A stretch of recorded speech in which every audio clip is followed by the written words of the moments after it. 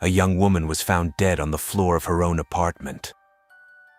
The police began their investigation and immediately uncovered some very disturbing facts. It turned out that the residents of the apartment complex had long noticed something strange and lived in fear. During the investigation, more and more eerie details emerged until they finally uncovered an unexpected truth. But that was just the beginning. Stephanie Renee Bennett was born on April 30th, 1979, in the small American town of Rocky Mount, Virginia. When she was young, her parents divorced, and Stephanie continued to live with her mother. However, her father lived not far from her house, and she saw him almost every day. Later, her father remarried, and Stephanie gained a half-sister named Diane. After school, she attended Roanoke College, which was 350 kilometers from her home. In her final year of college, she met a man named Walter, and soon they began dating. After college, the couple lived in different cities, but remained together. Stephanie moved to Raleigh, North Carolina, with her half-sister Diane and their mutual friend Emily. The three rented an apartment in the Bridgebart apartment complex, located in a quiet, peaceful area on the outskirts of town. Stephanie got a job at IBM, and her boyfriend moved to Greenville, South Carolina, to pursue an engineering degree. Stephanie lived in Raleigh for about a year. At that point, she, her sister, and her friend planned to move to other cities. The young woman, who had just turned 23, wanted to move to Greenville to be with her boyfriend, and the couple had already started searching for an apartment. In May, Stephanie traveled to Greenville, where she and Walter looked at several apartments and chose one they wanted to rent. When she returned to Raleigh, her friend and sister were no longer at home. Emily had moved to another city, and Diane had left for a few days to attend a funeral. On the evening of May 20th, Stephanie came home from work and called Walter. He wanted to fax her the lease agreement for the apartment, which she needed to sign. They agreed that Walter would send it the next afternoon when Stephanie could use the computer at work. The next day, he tried to call her, but Stephanie did not answer at work or at home. He then called her sister, and Diane contacted her colleagues. It turned out that Stephanie had not shown up at the office that day, which was very unusual since she was always very responsible about her work. If she was sick, she would definitely inform her superiors. Moreover, if she were ill, she would be at home, but she did not answer the phone. Diane then asked her friend to go to the apartment to check if everything was okay. There was no answer to the knocking on the door, so Diane called the complex manager to open the door with a spare key. When the man entered the apartment, he was met with a gruesome sight. Stephanie was lying lifeless on the floor of the room, and the manager immediately called the police. She was not wearing any clothes, and there were blue marks on her neck. Investigators found Stephanie's ID and confirmed from the photo that it was her. The investigators noticed leaves on the lid of a dirty laundry basket under the window in Emily's bedroom and concluded that the murderer might have entered the apartment through the window. They also discovered that the phone in Emily's room was in a closet and its cord had been cut. Apparently, the perpetrator had hidden there and taken the phone so that Stephanie could not use it. After speaking with Diane, the police found that several items were missing from the apartment. The perpetrator took $8 from the victim's wallet, 2 cassette recorders, and a laundry basket from Stephanie's room. Apparently, he placed the stolen items there. Experts found traces of semen on the victim's body and took a DNA sample, but it did not match any in the FBI database. Additionally, the cause of death was determined to be strangulation. In the meantime, the investigators questioned all the residents of the complex, hoping someone might have seen the murderer. During these conversations, the police discovered that something strange had been going on in the complex for months. The residents regularly noticed a person peeping through their windows. They complained to the management, but the person was never found. Notably, this person had been seen at least once at Stephanie's window. Additionally, an unknown man had assaulted a girl jogging by a nearby lake a few months ago.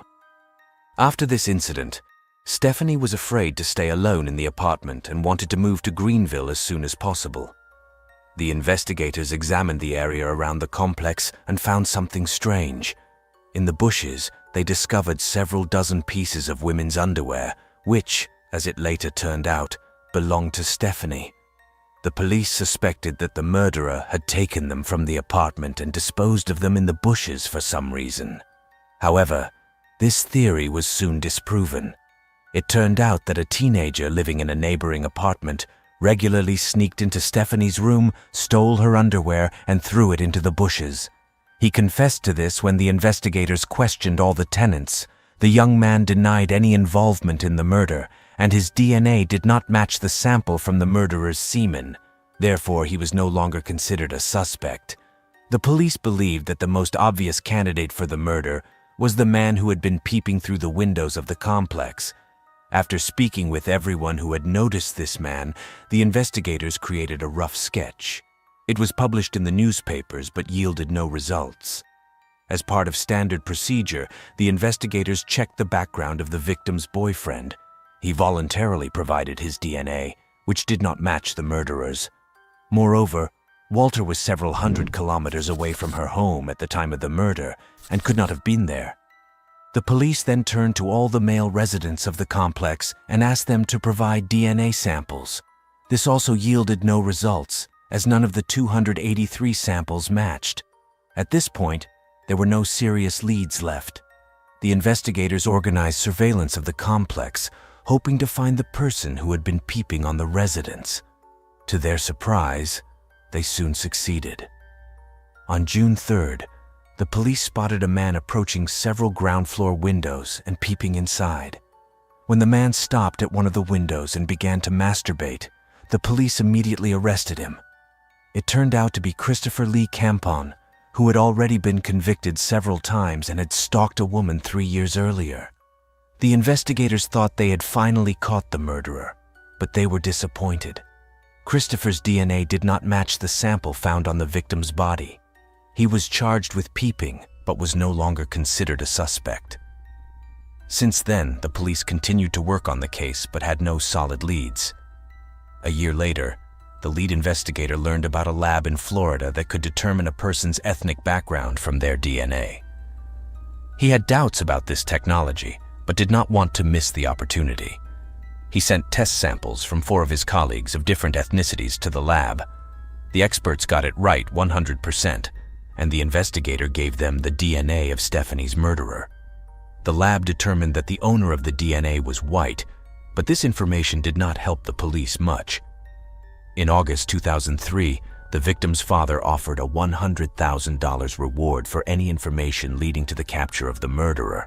Her mother wrote a letter published in local newspapers, asking the public to share any information that could help catch the suspect.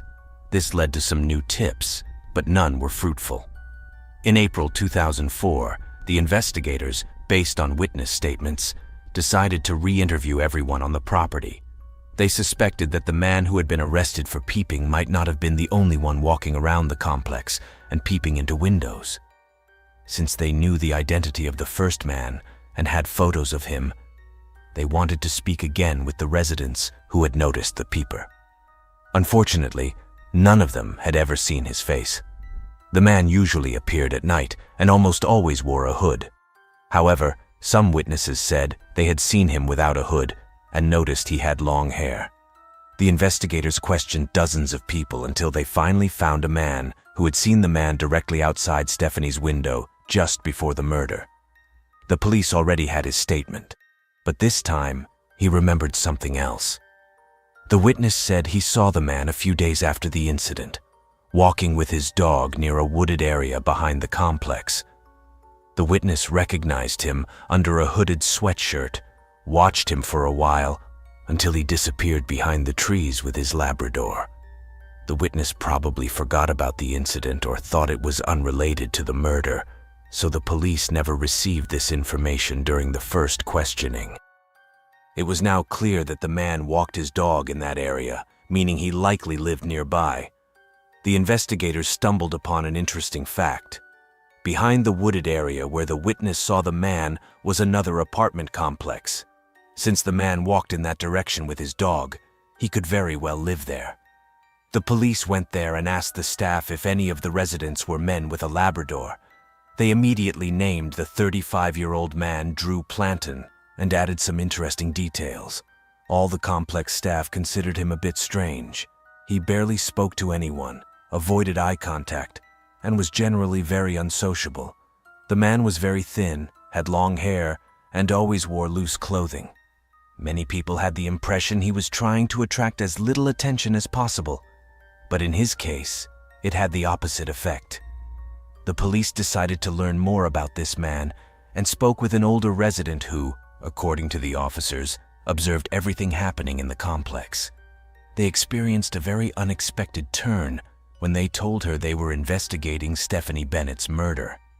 The woman replied, "Haven't you arrested anyone yet? Everyone knows it was the guy with the big dog."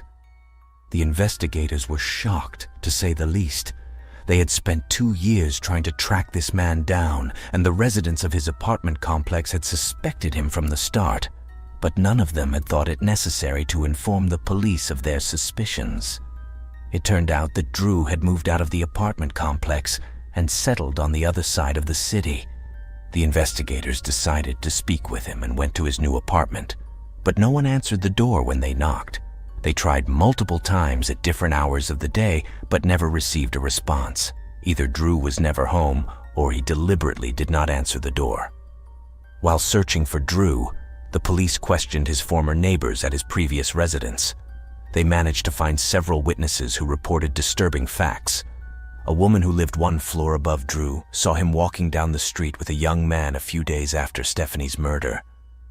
According to the witness, Drew asked the young man not to contact the police anymore and not to tell them anything. The investigators immediately concluded that this young man was the same teenager who had stolen underwear from the victim's apartment. Several women reported that they were very suspicious of Drew. They saw him jogging or walking in deserted areas and following them closely, almost stalking them. The investigators, who had never had the chance to speak with Drew, found out where he worked and went there. He was a chemist in a fertilizer lab. They managed to catch him at his workplace, and he immediately claimed that he knew nothing about Stephanie Bennett's murder. It was strange because Drew had lived only a kilometer away from her apartment complex at that time. The man clearly did not want to talk to the police and told them he was very busy at the moment. Drew offered to meet them at a specific time at his apartment where he would answer all their questions. The investigators met him at his apartment, and the man finally opened the door. During the conversation, he claimed that he never walked his dog near Stephanie's apartment complex, although the police had several witnesses who had seen him in that area multiple times. The investigators immediately realized he was lying. The man also claimed he did not wear glasses, although his driver's license stated that he needed them for driving, and several witnesses said that the man peeping into the windows wore glasses. As expected, Drew refused to provide his DNA voluntarily. The investigators decided to set up surveillance, hoping to obtain a sample in another way. This task proved challenging because Drew left no items that could be handed over to the lab. For example, during his lunch break, he would leave work, get into his car, and just sit there staring at a point. The man did not eat, leaving no items with his DNA.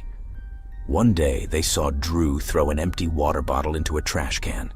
The investigators picked it up and took it to the lab, but the experts could not obtain a DNA sample from it. One theory was that Drew had taken the bottle from someone else and deliberately discarded it on the street because he knew he was being followed. The police then decided to collect his trash, but they were unsuccessful there as well.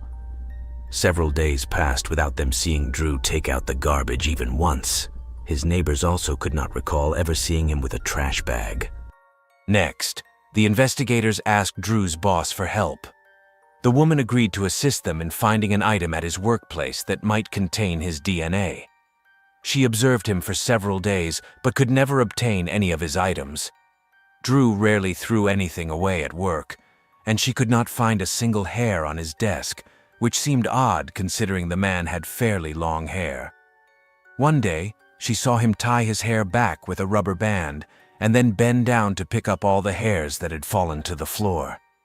She then decided to invite him to a cafe during lunch to supposedly discuss some work-related issues. However, Drew was extremely cautious. He ate mostly with his hands, put all used napkins in his pocket, and even removed the straw from his drink. For dessert, they ordered banana pudding, and Drew finally used his fork, but he wiped it with a wet napkin for 15 minutes afterward, leaving no possibility of obtaining a DNA sample. Despite this, the investigators retrieved the fork and handed it over to the lab. The experts found tiny traces of DNA that partially matched the DNA of Stephanie's murderer, but the result was too vague for a conclusive comparison, requiring more biological material.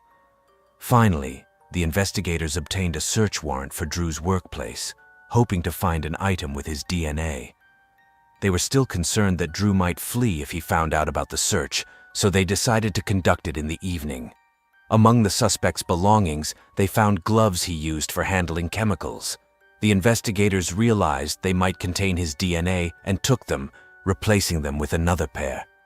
They still feared Drew might escape and disappear if he suddenly realized the police had his DNA. The forensic team found biological material in the gloves, and a DNA test confirmed a complete match. The investigators were finally sure that Drew was behind Stephanie Bennett's murder and had undeniable evidence. On October 18, 2005, the police secretly surrounded the lab where Drew worked and waited for him to come out. They feared he might take hostages or attack one of his colleagues if they tried to arrest him inside the lab. These fears were not unfounded. When Drew left the building, he was immediately arrested and found with a loaded weapon. He was clearly aware that the police were closing in on him and had no intention of giving up easily. During the more than 6-hour interrogation, Drew did not say a single word.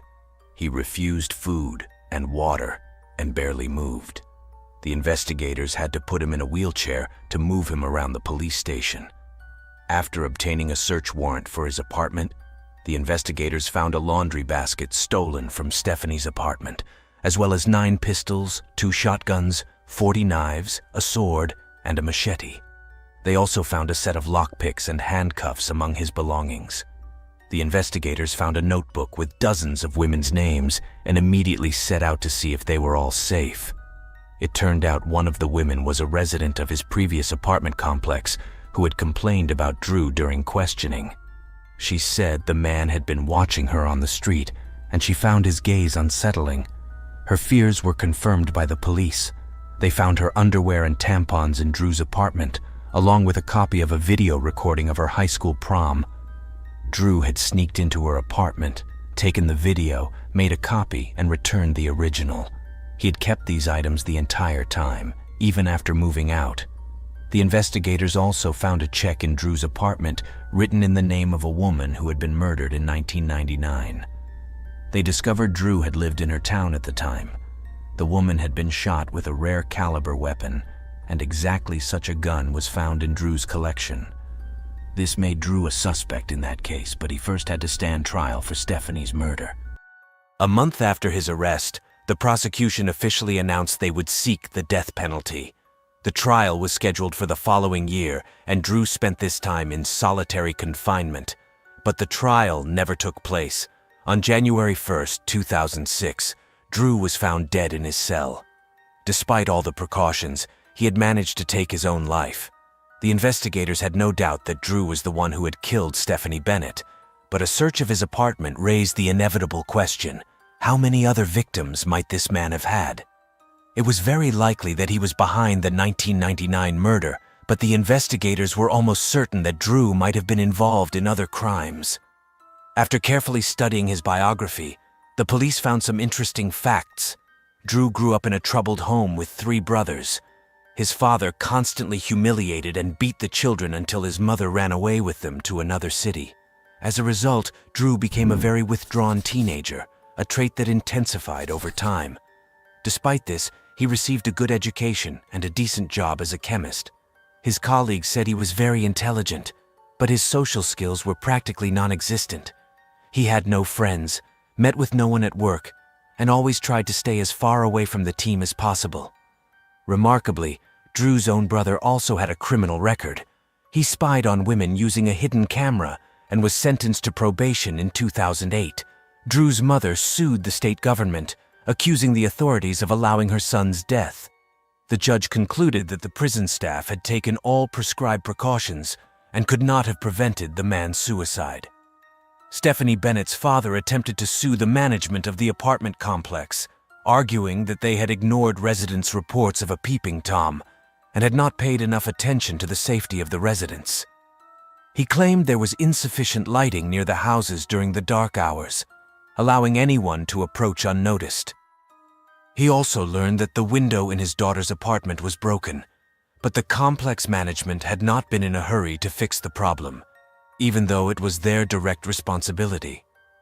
Finally, the man withdrew his claims without explaining his decision. Thus, this complex and complicated case was finally solved, but the police officers still wonder how many other victims Drew might have had. The available information suggests that the man had a tendency towards serial offenses. However, after his death, it is almost impossible to uncover the truth. Thank you for watching, and take care of yourselves.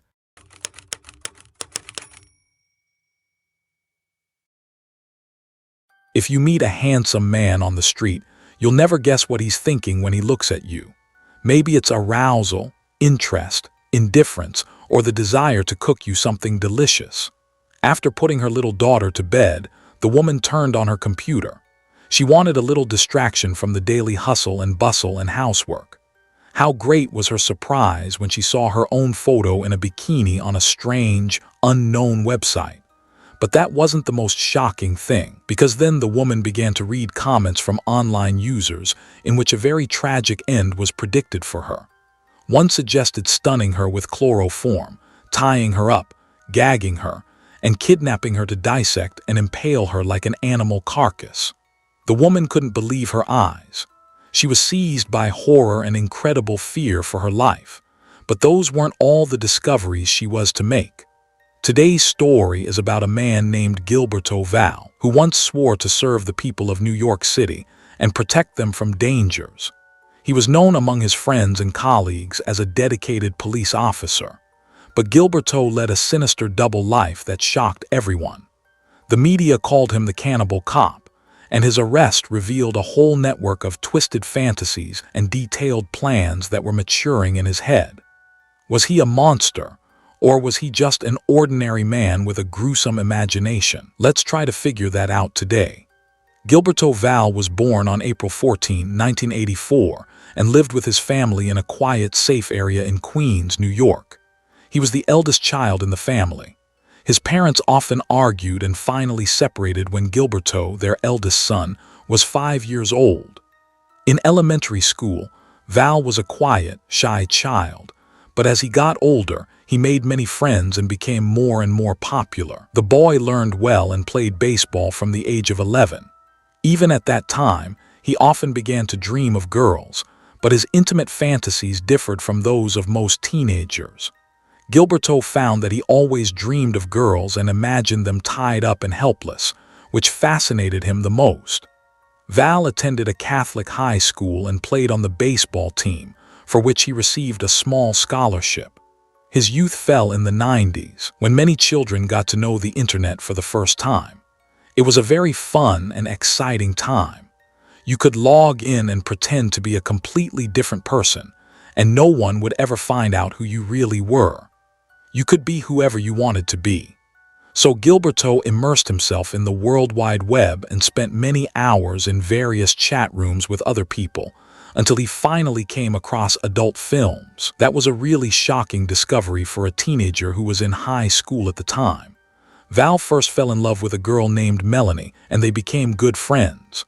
The guy wanted more, but Melanie was only up for friendship. So the two spent their days together, going for walks and talking about everything and anything. And in dark nights, Gilberto fantasized about this girl. In his fantasies, she was always tied up, helpless, and gagged. After graduating from high school, Val went to college to get a degree in psychology. As a second major, the young man chose criminal justice. Gilberto studied well, received excellent grades, and praise from the teachers, although he later admitted himself that it was very difficult to concentrate on the lessons because the women around him were simply great, and every time he imagined tying them up and then grilling them like Tryon.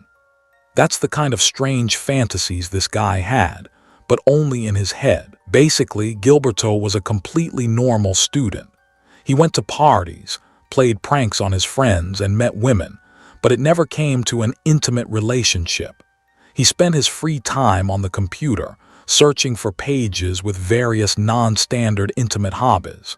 So he came across a fetish page that was based on the consumption of human flesh. On this page, Val learned many things, e.g. that he was not alone and that there were other people who dreamed of similar things. He then met online users who wrote fictional stories about their intimate preferences. Some of the stories were quite bloody and contained elaborate wishes about kidnapping and cooking victims. After Gilberto came across such websites, he no longer worried as if something was not right with him. He no longer considered himself abnormal. However, he shared his dreams with no one and kept them secret.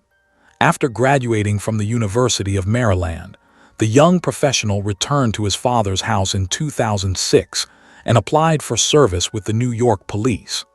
A conversation with a psychologist was necessary to ensure that Val was mentally fit for work with the police. Of course, he kept silent about his intimate preferences because he knew that he would be misunderstood. During police training, the new recruits were often sent on patrol to the toughest areas of the city to track down the weaklings. It was hard work, but Gilberto was good at it, and in his free time, he continued to visit his favorite websites and many different forums that had to do with his intimate dreams. New photos and new stories were uploaded there daily. Once, Val even thought about making a contribution and writing a personal story, but then decided against it because he feared that his story might be read by someone he knew. In 2009, Gilberto created a profile on a dating website to find a girlfriend, but it didn't go beyond a few dates. So he began to search for a partner in social networks, but instead came across a website that captivated him to the depths of his soul. The homepage of the website contained the following message: "Welcome to a social network where you don't have to feel like an outsider because of your dark fetish, because this place is made for people like you. Take a look around, meet people who are crazy in a good way, and become part of our community of adults. Please remember that this place is only dedicated to your fantasies and nothing else." Gilberto realized that this was exactly what he was looking for. The man signed up and gave himself the username Girl Meet Hunter, which translates to Girl Meet Hunter. In his profile description, he stated that he was interested in fantasies that involved kidnapping, abuse, and the consumption of human flesh. One of the pleasures of the website was to take a photo of any person from social media and post it on his page with the question, "What would you do with him/her?" All visitors wrote their innermost wishes in the comments. Some of them were cruel and bloody, but luckily they were just fantasies. Gilberto loved to participate in such online games and express himself. Sometimes he even posted pictures of his former classmates to discuss certain plans. In these years, Gilberto's everyday life was like any other. He lived with his father, worked hard, occasionally went on dates, and spent his free time on fetish sites. That was until the man met a woman named Kathleen Gann. At this point, Gilberto was already 25 years old and, according to his own statements, still had no intimate relationships with women. Kath had just arrived in New York and had gotten a job as a teacher at an elementary school. On their first date, the young people discovered many things in common and have been inseparable ever since. From the first meeting, Kathleen became the main character in Gilberto's intimate fantasies. He imagined her being kidnapped, tied up, baked against her own will, and then placed on a large bowl with an apple in her mouth and cream on top. Of course, the man told his girlfriend nothing so as not to scare her, but in his head he constantly imagined such scenes. A few weeks after the meeting, Val officially began to woo Kathleen. After a year of acquaintance, they moved together into a small apartment in Manhattan. Soon their family grew. They got a bulldog because Kathleen loved this particular breed. Even her mascot in college was a bulldog. The first years of their relationship were positive. The lovers laughed and joked a lot. According to Kathleen, Gilberto was very sweet, respected women, and never argued with anyone. She knew nothing about his online activities and had no idea about his secret intimate fantasies. In January 2011, Kathleen learned that she was pregnant, but Gilberto's first reaction to his girlfriend's pregnancy was negative because he was primarily thinking about financial difficulties. The birth of the baby frightened the man. He was afraid to take responsibility for a small life. But after he had gotten a little used to the thought that he would become a father, he and Kathleen sat down together and discussed all their worries. The future parents tried to encourage each other and assure themselves that they would make it together. And a few months later, the man was looking forward to the birth of his firstborn and even tried to read special literature for expectant parents. Gilbert and Kathleen moved into a large apartment in Forest Hill, and in September 2011, she had a little girl. The new mother and the new father have thought of a beautiful name for her, Josephine. The birth of a daughter did not mean that Val gave up his secret hobbies. He continued to spend a lot of time on the internet and became quite a well-known personality there. Visitors to the site liked to read his fantasies, and the man even found online friends in this community. In the following year, Gilberto passed his exam for sergeant and immersed himself fully in his work. Kathleen became a housewife and took care of the little girl. Finally, they married. Since they had been living in a common-law relationship for a long time, the arrival of Josephine required the legalization of their relationship.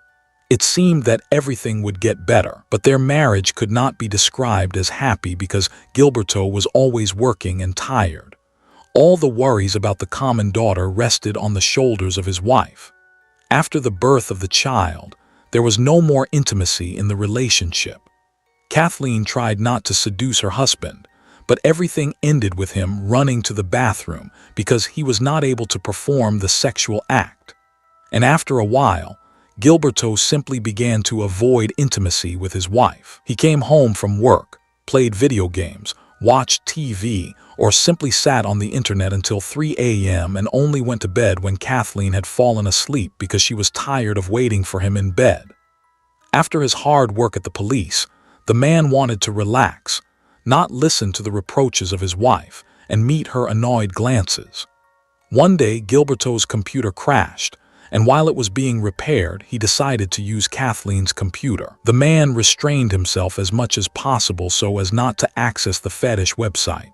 He was afraid that the data would be saved and his wife would find out about his secret fantasies. But one day, apparently, lust overcame him, and Val dropped his guard.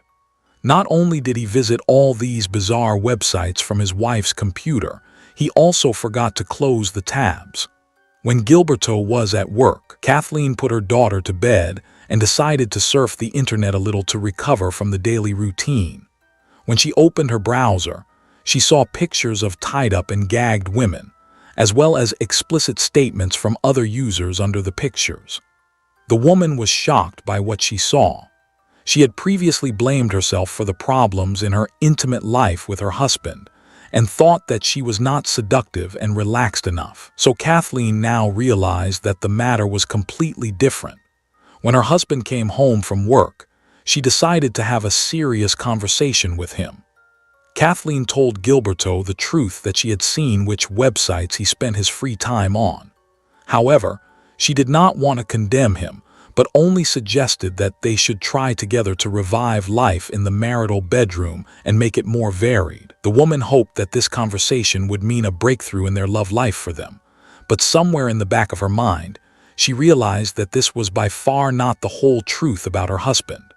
At some point, Kathleen thought that Gilberto was cheating on her.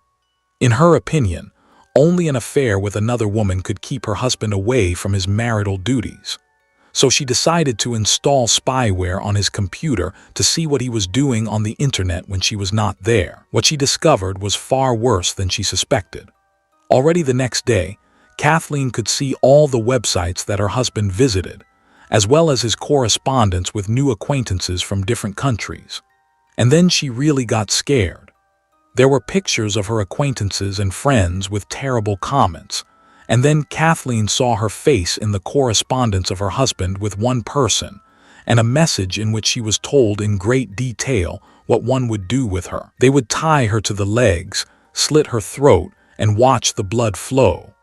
This is just one of the quotes that stunned the woman. She could not even imagine such abominations, and her own husband was having such conversations about massacring her.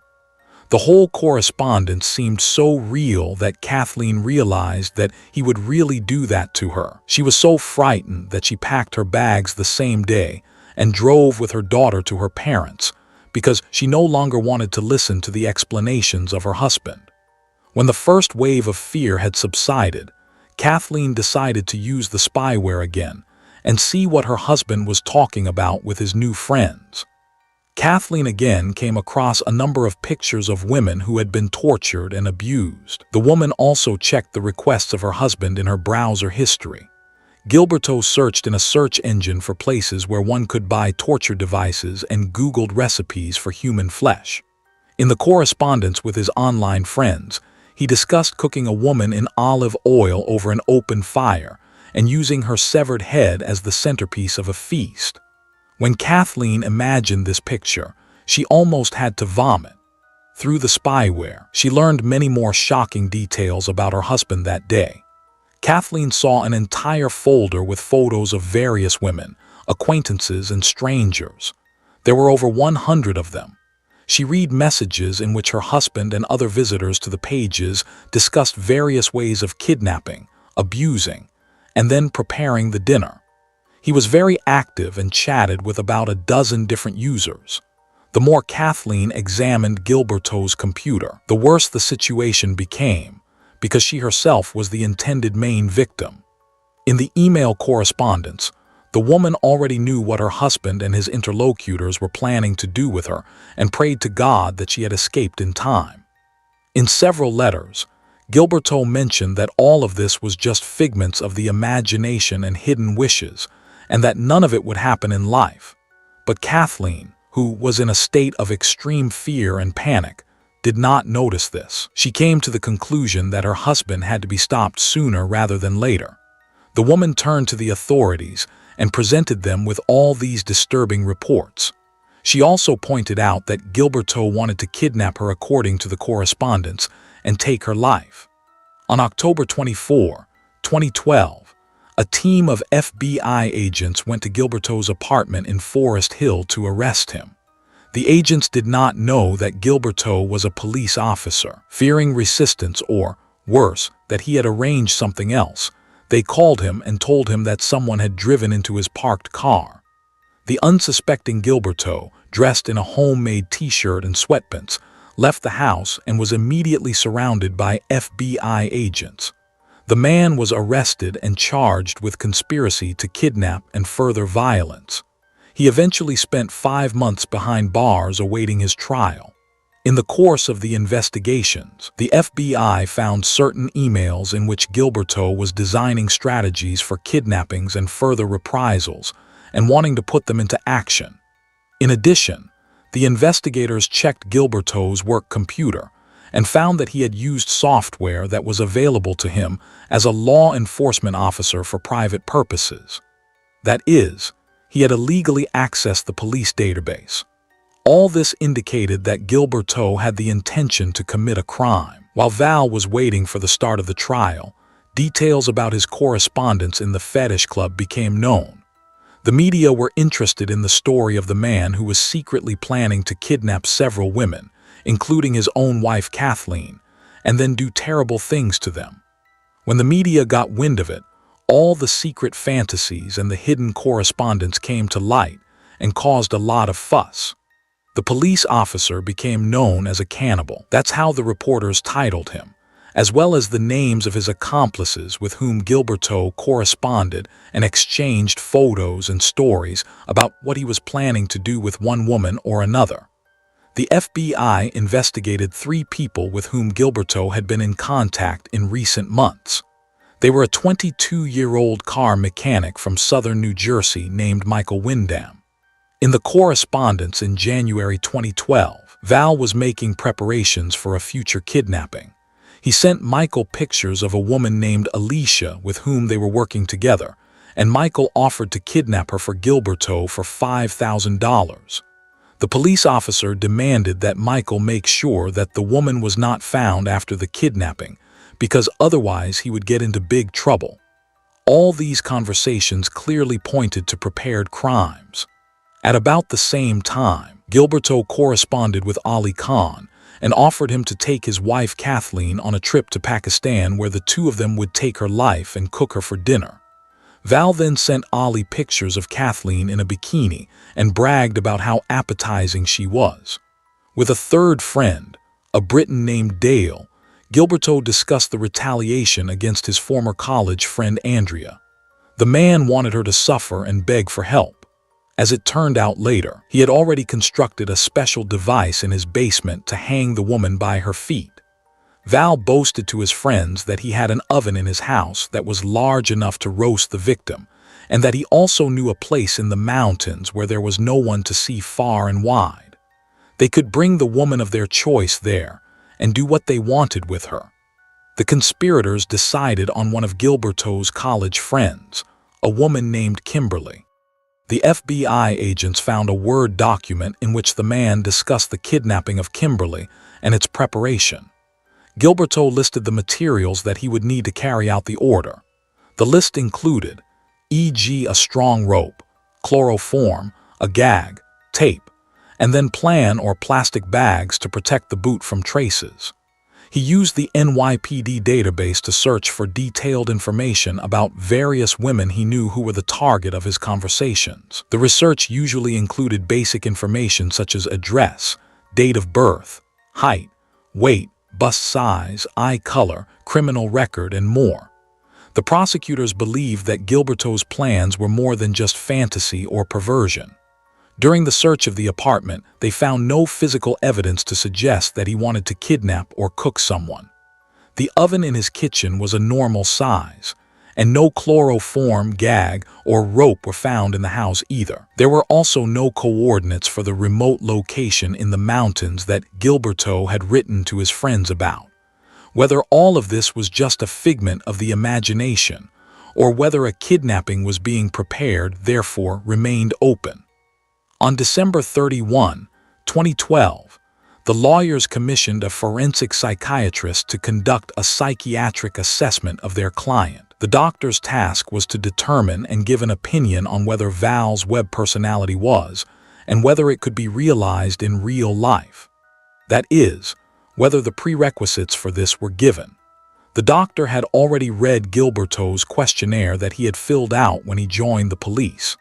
The psychological test, which contained many questions, was generally used as an instrument for assessing personality traits and for detecting mental illnesses. It served to test the stress tolerance of the future officer and to assess the degree of his willingness to work. The conversation with the psychotherapist lasted 2 days and a total of about 18 hours. Gilberto spoke openly about everything that concerned his intimate life, starting with his youth. The man said he had always been very shy and ashamed to tell anyone what thoughts were going through his head.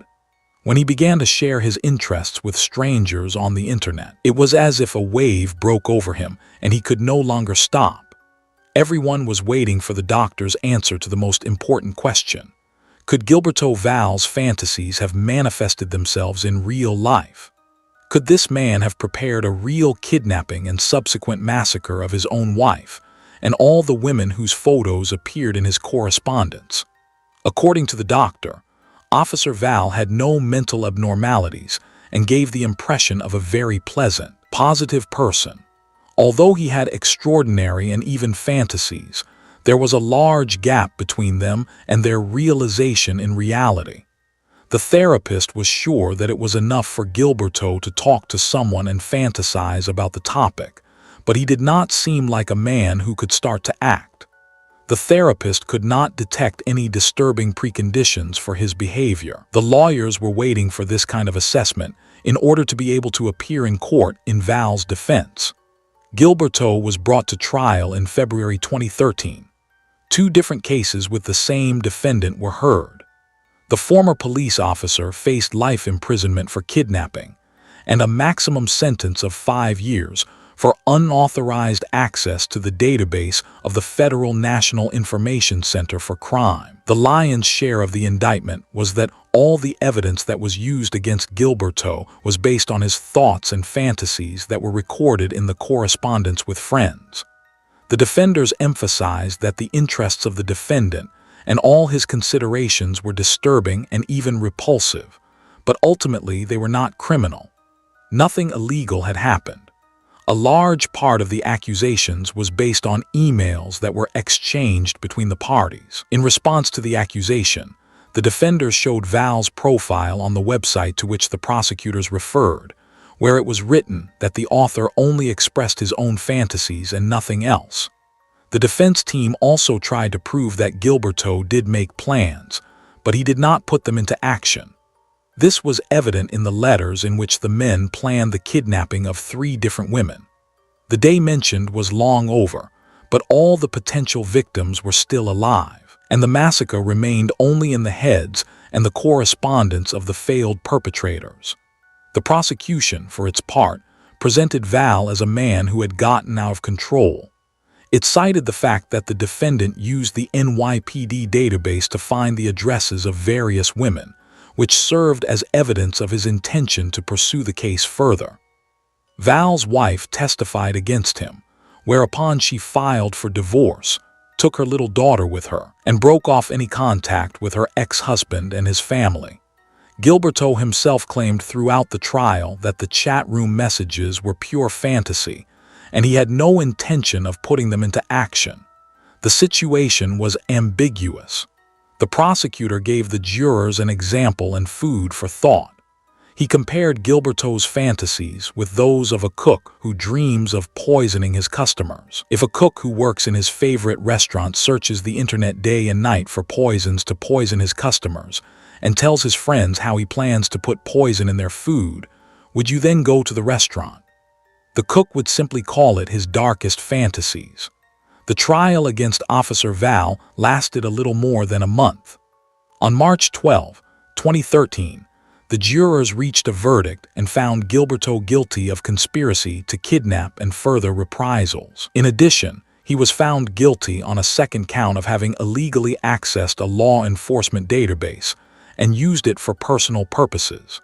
This conviction was also the reason for his dismissal from the police service. Many of Gilberto's team and family members did not agree with the verdict and claimed that the man had been persecuted because of his fantasies and dark thoughts. At this time, Val had not done anything against the law, and persecuting him because of his unconventional wishes seemed wrong and too cruel.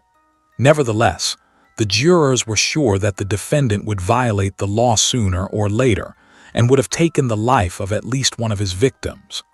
Their fantasies were like an addiction that required a larger dose every time. Gilberto appealed his sentence shortly after the verdict. More than 12 months later, in June 2014, a federal district judge overturned Val's conviction for conspiracy and further reprisals on the grounds that there was not enough evidence to support it. The evidence suggested that the internet posts about the kidnapping of women were a fantasy role-playing game. That is how the judge characterized the correspondence of Gilberto. At this time, he had already spent 21 months in prison.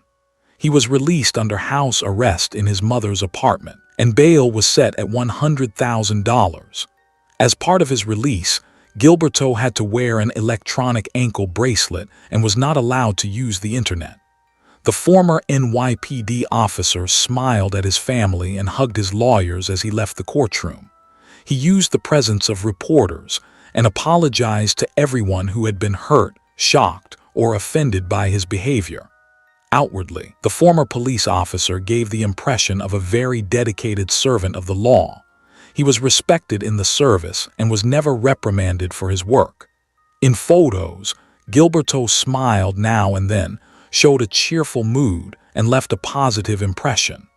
Colleagues said that he found a reason to laugh in every situation and encouraged everyone around him. In December 2015, the court of the Second District confirmed the overturning of his conviction for illegal access to the law enforcement database. Gilberto was acquitted of all criminal charges. His lawyer stated that this decision was a very important victory, not only for Officer Val, but for the entire community in general that values freedom of thought and opinion. Nevertheless, this story also had positive consequences. Thanks to the illegal website, the FBI received a wealth of information about other potential criminals. On January 4, they arrested Michael Nissa, who admitted to the police that he had violent, intimate fantasies that also involved minors. His wife told reporters that she knew about his fetishes even before their wedding and took it in stride. 2 other men were arrested for spending time on the fetish website. They were Richard Melt, a 65-year-old former police chief in Bedford, Massachusetts, and Robert Ashe, a 61-year-old former librarian at the high school. The librarian had previously been charged with indecently touching 4 male students, but this charge was later dropped. In contrast to Gilberto, these 2 men, Robert Ashe and Richard Melt, crossed the line. An undercover investigator arranged a meeting for them to which they took a bag in which a stun gun, skewers, and other items discussed in the correspondence were later found. The investigators realized that the 2 were obviously ready to put their fantasies into action, so they were both arrested and brought to trial. Another pen pal of Gilberto, a Briton named Dale Bollinger, was also arrested by the British authorities for molesting a minor student. The man met the only 14-year-old girl and agreed to meet with her. Beforehand, however, he bought an axe and brought it to the appointment with him. In emails, he told Val about his fantasies about beheading the victim, and then he bought the tool before the date with the high school girl. His actions were interpreted as intent to harm, so people feared that a man with such addictions might snap sooner or later and give in to his dark desires. They were right. After his release, Gilberto tried to get custody of his daughter Josephine, or at least arrange meetings with her. However, Kathleen was against it. She said her daughter would one day grow up and become a woman, and then her father's fantasies might extend to her as well. The man initially wanted to challenge this in court, but eventually dropped the case because he could not afford the high attorney fees. In 2017, Gilberto Val gave an interview in which he said in his defense that people do not choose what arouses them. He agrees that his accounts of intimate lusts, which he described in the correspondence with visitors to a fetishistic website, seemed strange and frightening to a normal person, but it was never anything real. It was all just fiction. He served as a police officer and would never go on a crime hunt. Gilberto eventually found a way out for himself and turned to literature. In 2017, he wrote a book entitled The Deal, the untold story of an NYPD cannibal cop. In 2018, he also published another fictional work, A Collection of Evil. The book description says that the story is about 2 young New Yorkers who are targeted by a group of rich and powerful people. Apparently, Gilberto Val has succeeded in this way in taming his dark fantasies and putting them on paper. Because of his terrible secret, he lost his family and his job at the police, but gained a dubious fame that allowed him to speak openly about his wishes. The story of Gilberto Val, a cannibalistic police officer from New York, ended happily for both the criminal and his potential victims. However, it is uncertain whether he can continue to keep his dark fantasies under control. Thank you for watching and take care.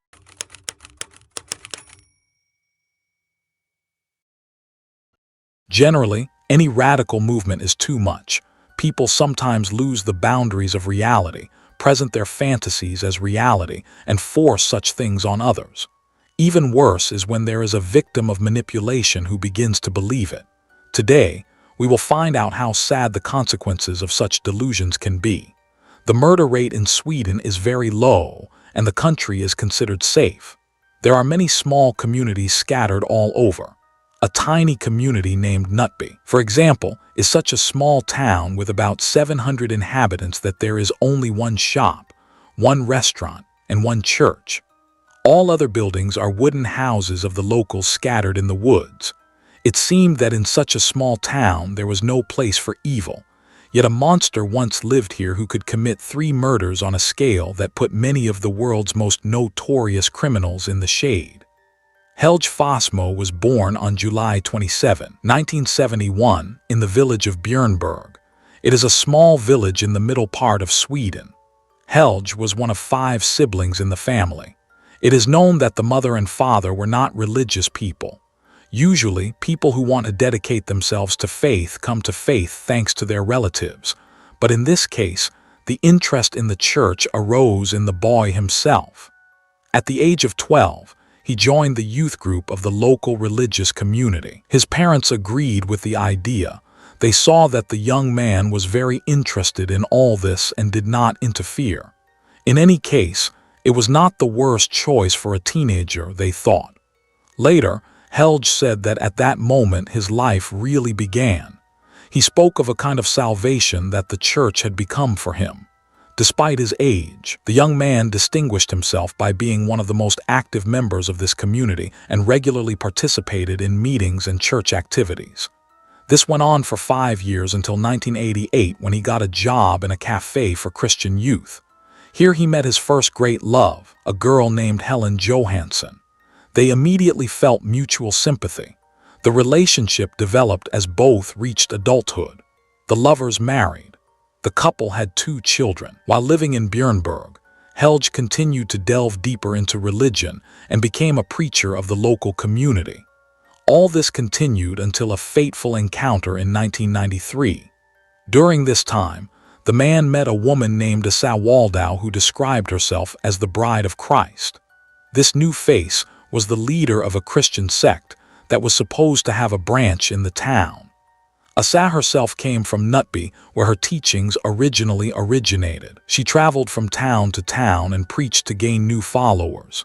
She was particularly interested in teenagers, young men and women, so Helge's family was the perfect addition. She always used the same technique. She convinced her potential flock to leave their homes and join her church. At the beginning, however, their encounter was not the most pleasant. When Asa first met Helge, a devout Christian, he was quite abrupt and shared that he had never heard of a woman as a pastor. Furthermore, the philosophy of her teachings and the interpretations of the Holy Scripture seemed far too radical. He was skeptical of her words, especially when he realized that she was not just practicing a religion but a proper sect. But Asa was not used to giving up. She was interested in the Fossmo family and wanted to include the couple in her community. However, she realized that she had to proceed carefully and methodically. In the following years, the woman spent a lot of time gaining the trust of the young family and convincing them that the activities of the community were not dangerous. At the same time, the woman pushed through her teachings, which Helge became increasingly interested in. This lasted almost 4 years, from 1993 to 1997. Finally, Asa convinced the young Fossmo family to join her teachings and even move to Knutby. Initially, everything was presented as a visit. She showed them what her church looked like from the inside and went into more detail about her work and her goals. Gradually, Asa attracted more and more attention from her victims. She liked to point out the shortcomings of the traditional church, which eventually made the couple doubt and they moved to Knutby, closer to Asa's church. The organization actually had many followers. A large part of the small town of Knutby consisted of religious community members who participated in various activities to support the church, which in turn provided jobs for those in need. And almost all community members had their own tasks, many of which were related to religious activities. This created a strong sense of community on the one hand. People knew each other well, supported and protected each other. The inhabitants of Knutby were a truly close-knit people who willingly welcomed the preacher and his young family into their ranks. Helge eagerly took over the role he had held before the move. He became pastor of the new church. Soon, unconventional motifs were noticed in his sermons. He often spoke about taboo topics such as sex and death, and in rather dubious interpretations. This radical approach to scriptural interpretation did not please all community members, but nevertheless Helge continued his mission. 2 years after the move, the Fosmo family had a third child. This increased the workload for everyone, so the parents decided to look for a nanny. After a short search, they chose Sarah Svensson, who had just moved to the town and was also inspired by Asa's work. Sarah had grown up in a Christian community and in a devout family. She had suffered from severe allergies since childhood and was unable to lead a normal life due to her limitations. All this time, Sarah was cared for by her mother, with whom she got along very well. Unfortunately, the woman died after a long illness when the girl was just 11 years old. This event had a devastating effect on the child. She ran away from home and became a troubled teenager. After the death of the woman, the upbringing fell on the shoulders of the father. Although the man devoted all his free time to his daughter, he could not go bankrupt as he worked a lot. The two also had a close relationship with each other, but the man could not replace the mother. Sarah stayed with her father until she met Asa by chance on her pilgrimage from town to town. It happened in a Bible study. They quickly found common ground. The girl seemed to be an excellent candidate for admission into the sect. It was not difficult for the preacher to find her weaknesses and exploit them properly in order to attract the younger generation into his ranks. Sarah decided to move to Nutby to be closer to the church and to learn the ways of the enlightened Asa. During this time, Helge and Asa became closer than ever before. They often spent time together and dealt not only with the scriptures. The two received messages from above, which they interpreted as prophecies sent by God. The man kept quite detailed records of these events. It was a kind of diary in which he reported in detail about the sacred revelations, about what he saw and felt, and about the interpretations of these images. In one of them it said that God called him King of Kings and Asa Queen of Heaven. According to the pastor of the church, he had arisen at the creation of the world and had since waited to meet the equally majestic being that Asa was. The woman herself insisted that she must marry him, and this would create a great union that would drive their alternative beliefs to the pinnacle. Both believed in all this without a doubt. In 1999, they performed a certain sacrament, which was basically a wedding between Helge and Asa. The man gave her a ring with 7 diamonds. This number has a sacred meaning in many religions. At this time, Helge was still in an official marriage. Of course, she was very jealous of what was happening. Against this background, a rift began in the relationship. But Asa intervened and criticized the pastor's young wife for her jealousy, describing it as the worst feeling that a real Christian can have. Asa insisted that Helen had to change her attitude or the sect would find a way to get her into big trouble and even take away the house where the family lived, and she had to accept that. The relationship between the sect leaders continued to develop in an increasingly strange way. Although the preacher was still officially married, he hardly cared about his family and spent all his time in Asa's company. This became particularly noticeable after the sacrament was performed. Asa actively showered him with love and praise, thus awakening a very strong bond. The woman did not use all this to build or even destroy the marriage. She simply wanted to control Helge. Asa acted very subtly and effectively, so that she soon began to control almost every action of the man. She knew everything about him. A powerful weapon of manipulation was the sex they practiced constantly. At the same time, Asa convinced the pastor that he could literally let Jesus pass through him. All these absurd fantasies piled up like a snowball, and the behavior of this extravagant couple became more and more provocative and bizarre. Neither Helen, nor the children, nor the other community members could influence what was happening. Given the manipulative nature of Asa, this could not end well. The tensions increased. In December 1999, the disease was rampant in the town. Helge and Helen were also ill and were in the house. The couple was placed in isolation, and most of the tasks fell to the nanny and housekeeper Sarah, who miraculously did not get infected. Nevertheless, the Fosmo couple remained active and tried to pursue their usual activities. On the morning of December 18, 1999, the Fosmo couple was at home. The illness had not yet subsided, so they were both weakened. They had breakfast together, and then Helge decided to rest because of his discomfort. The man fell fast asleep, but in his sleep he heard a knock on the door. He woke up, but his wife was nowhere to be found. It turned out that a neighbor had come to check on the couple. The man had not heard from them all day and was worried. The head of the family opened the door and said that everything was fine, but the neighbor also wanted to see Helen. She did not respond to the calls, even though she was supposed to stay at home. The woman was nowhere to be found, but the husband remembered that she wanted to take a shower. Helge noticed that she had not been out for a very long time. The men were worried and decided to see what was going on. Helen did not answer to her name, so they decided to break the lock and opened it with a simple screwdriver. They found Helen floating face down in a full bathtub. The door was locked from the inside. The woman was still wearing the nightgown she had worn to breakfast in the morning. Helge screamed so loudly that he lured several other neighbors into his house. Together, they pulled the body out of the water and tried to revive it. Unfortunately, it was too late. Helen was pronounced dead at the age of 27. The investigation revealed that the woman had suffered a severe head trauma that was fatal. According to the expert opinion of the forensic pathologist, the actual cause of death could be attributed to several causes simultaneously.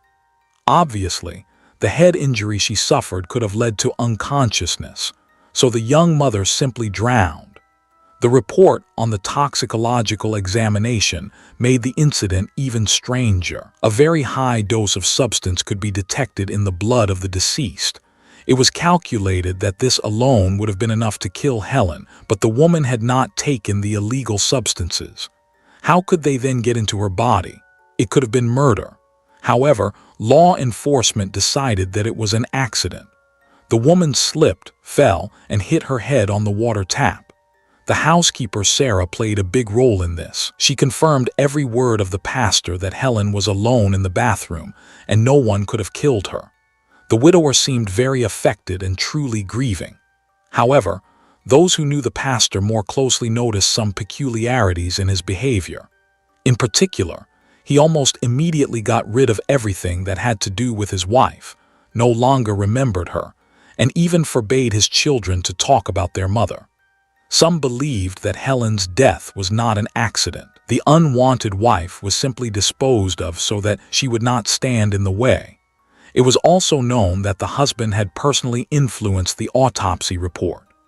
Initially, he had demanded that no autopsy be performed at all for religious reasons, but this was rejected because of the suspicious nature of the death.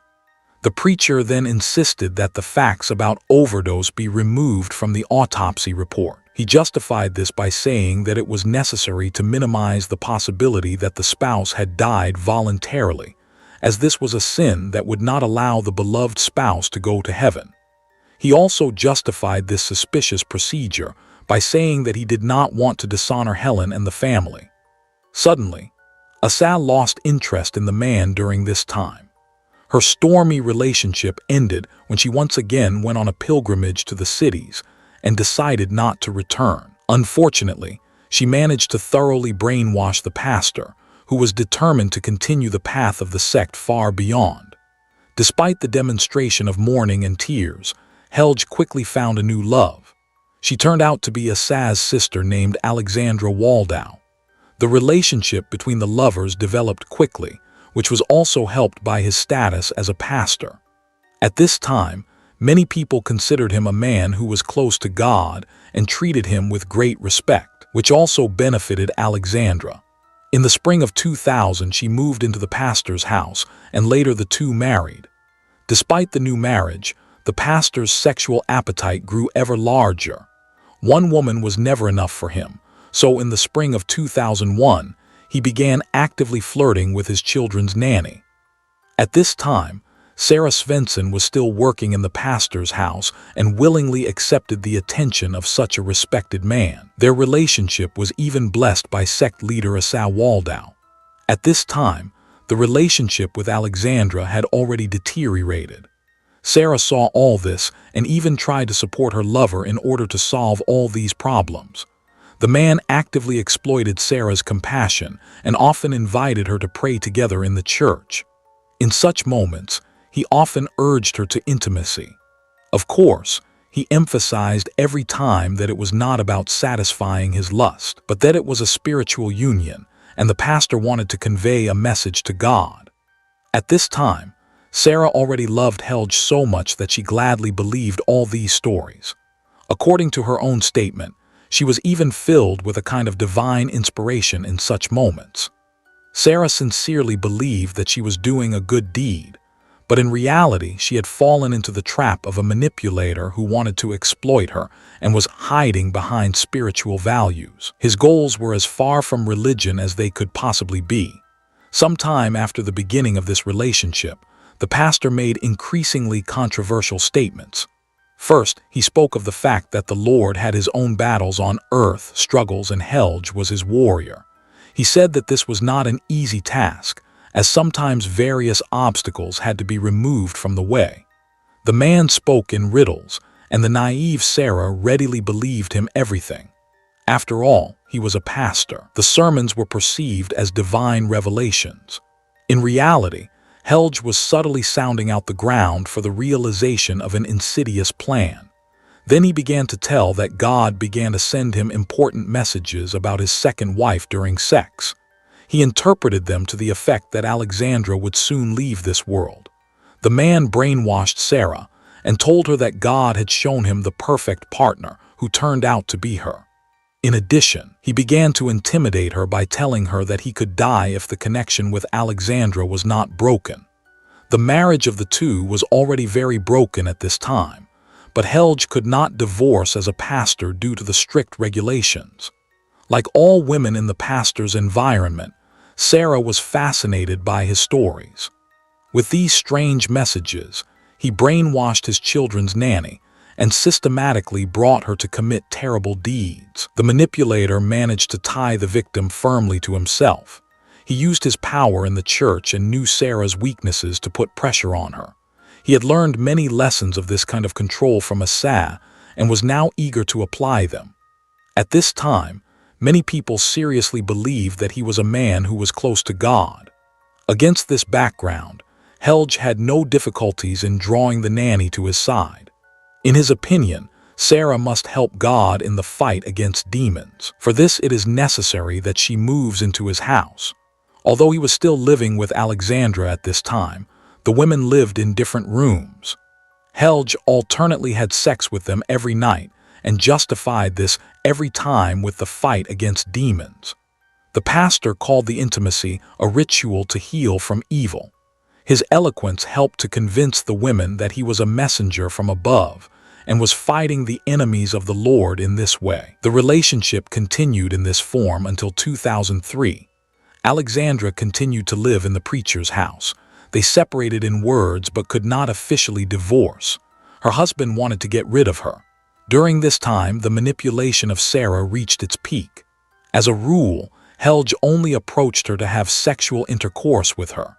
In the remaining time, he often insulted her, calling her a sinner and an arrogant blonde. But every time he ended his emotional insults with the sentence, "I love you."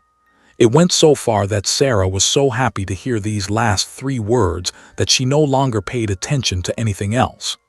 She seemed to be ready for anything in order to experience the gratitude of a God-connected man, a true demon fighter. She did not notice how her will was completely suppressed in the process. The girl becomes a puppet in the hands of a dangerous man. Against the background of the problems with his second wife, Helge repeatedly asked his lover if she was ready to kill in the name of the Lord God. While she hesitated to answer before, she now seemed to answer more calmly. It seemed as if the victim was to be drawn to his side. Sarah replied that she was not yet ready, but this time there was much less resistance. Then the pastor decided to urge her on the path of truth. Helge set up a new messenger account and began sending Sarah messages from an unknown number. He tried to convince her that it was the Lord God who was trying to contact her. In these eerie messages, she was told that Sarah did not have much time left. By November 25 at the latest, she had to kill in the name of God. At first, she suspected that it was Helge who was sending her all these messages. However, the man angrily denied his involvement. He again used the old method, shaming his lover and accusing her of lacking faith and sins. Unfortunately, it worked once again. The pastor then began sending Sarah messages telling her that she was part of a divine plan that sent the souls of people to heaven. The so-called God claimed that this was the only way for her to find salvation. All this eventually led to a real fear for her soul and prompted Sarah to commit the crime.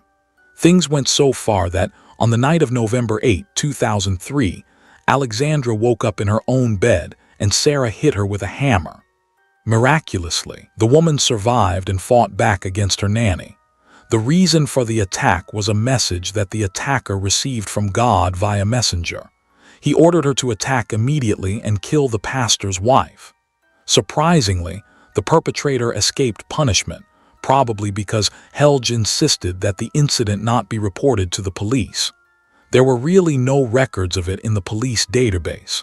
In any case, the whole thing was covered up, and as a punishment, the preacher banished his nanny to her father for the rest of her life.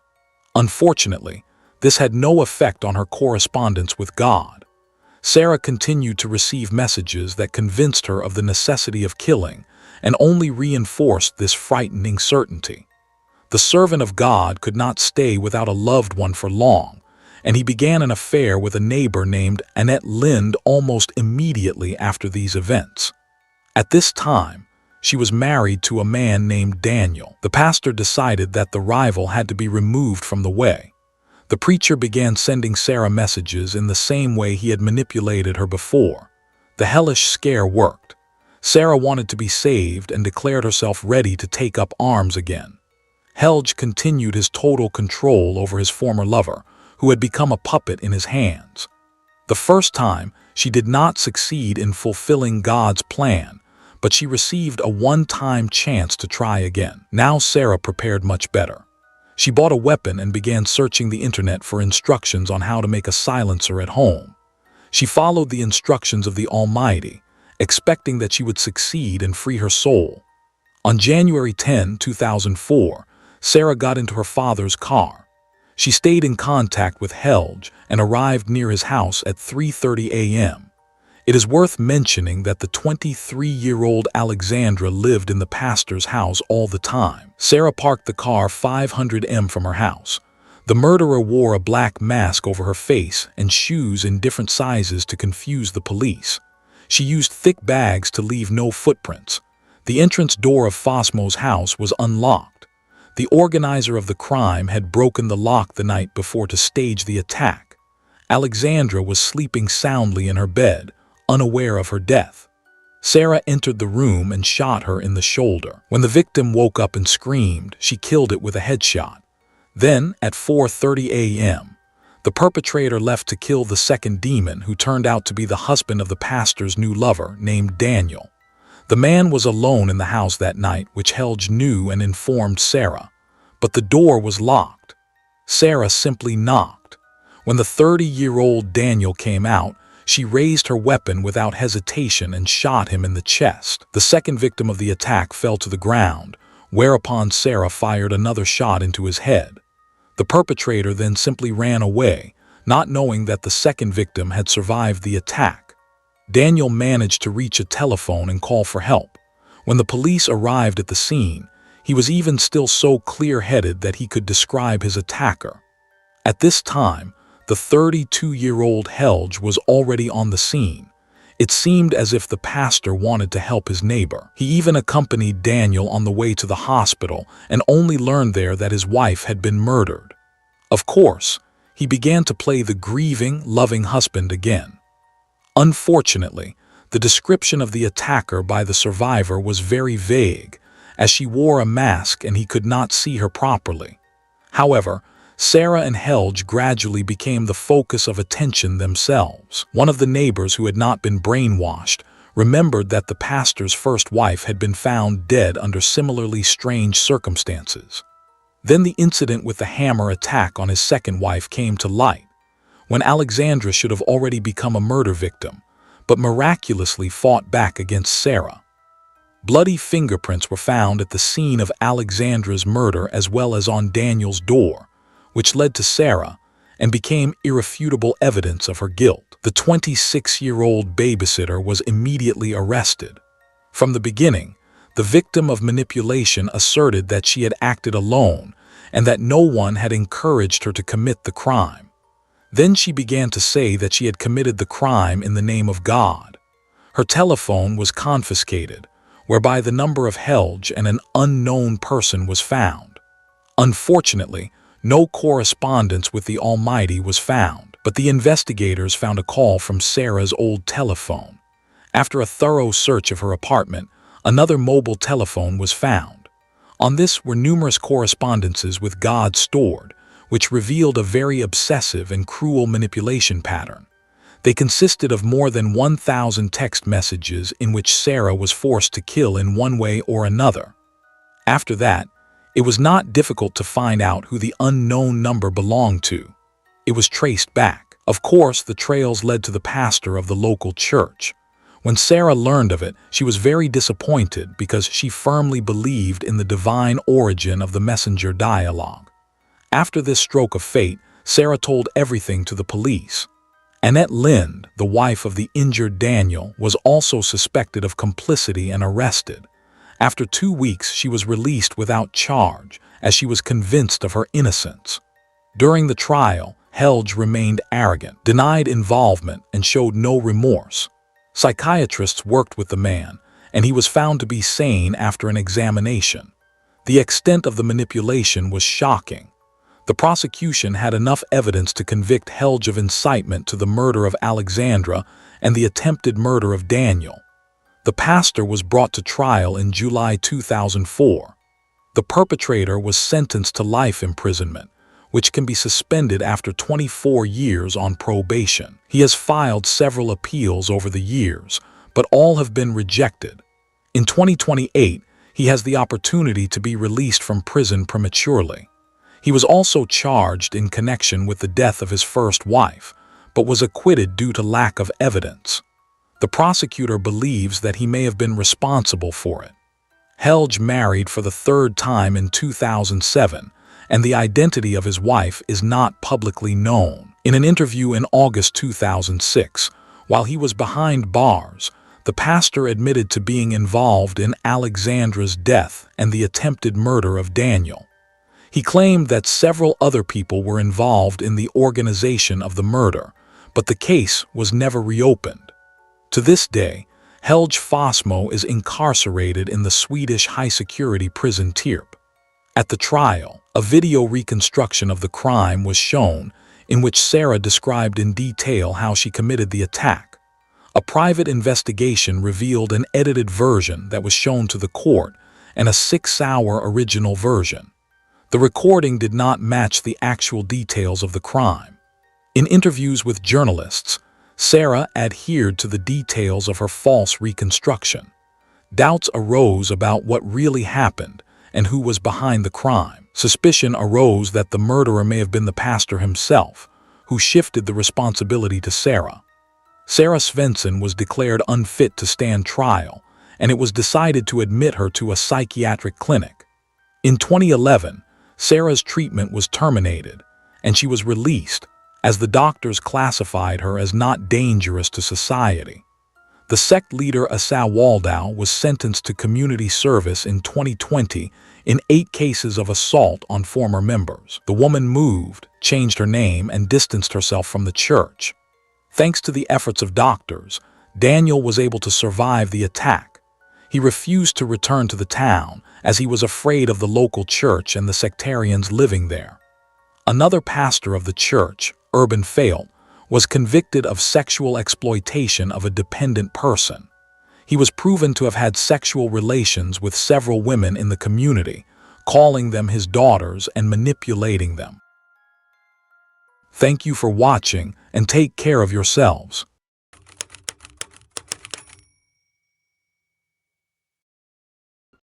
Some women who have lost their husband and remain behind with children in their arms find very questionable ways to keep themselves afloat. That is exactly what Alex did when she was offered a large sum of money in exchange for a small favor. The mother simply dreamed of giving her sons a better life, but the outcome was sad. Alex took her boys to her parents and sat all alone in front of her computer. She had a difficult day ahead of her the next morning, when she would either solve her financial problems or disappear forever.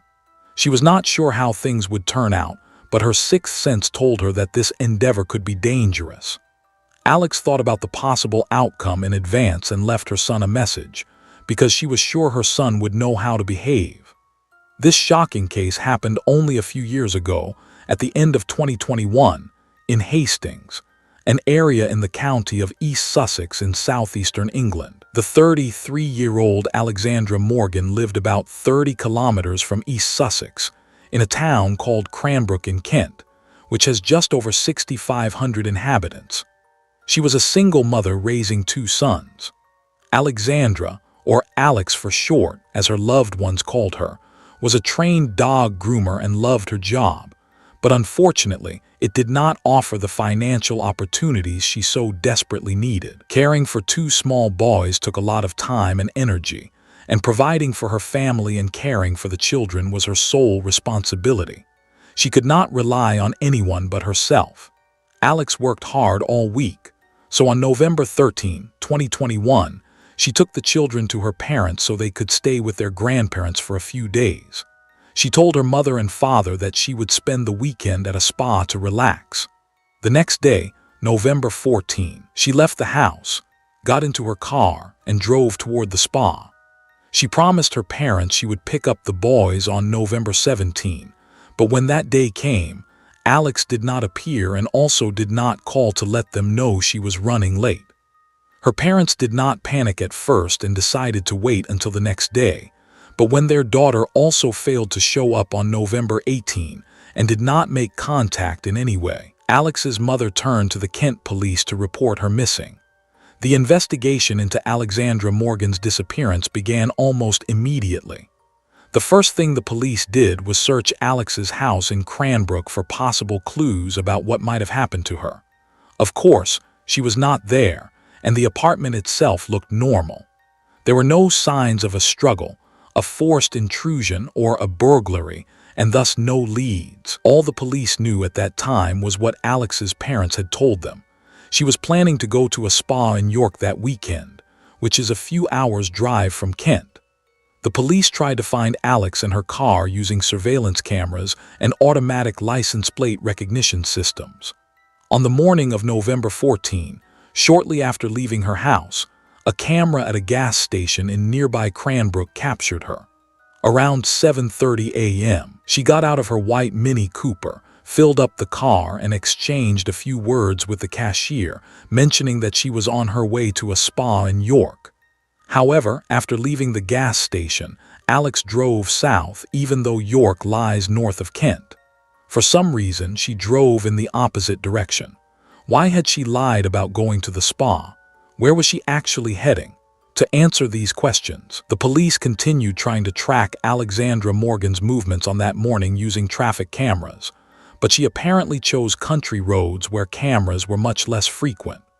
During the investigation, the police examined Alex's phone records and discovered that her phone had been active in Hastings in East Sussex before it was switched off. Hastings was the last known location where her phone was traced that morning. The reason why the woman kept her destination secret was still unclear. The police began checking surveillance cameras in the Hastings area, looking for footage of a white Mini Cooper. Eventually, they spotted Alex's car shortly before 8 a.m. on November 14, driving into a scrapyard in Hastings. That site was on a quiet country road called Rock Lane.